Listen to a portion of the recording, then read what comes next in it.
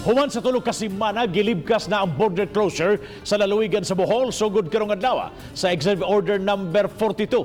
Gipahibaw ni Governor Arthur Yap nga gilibkas na ang suspension sa domestic travel paingon sa Bohol. Apan ang tanang mouli nga mga residente o mga turista kinahanglang makapresentar og 72-hour negative results sa reverse transcription polymerase chain reaction RT-PCR test og mag-quarantine sud sa 5 ka adlaw sa pasilidad nga aprobado sa local government unit o DOT accredited accommodation. Apan subling gipatuman ang province-wide liquor ban aron malikayan ang mga social gatherings nga mamahimong hinungdanan o hinungdan sa pagkatap sa sakit.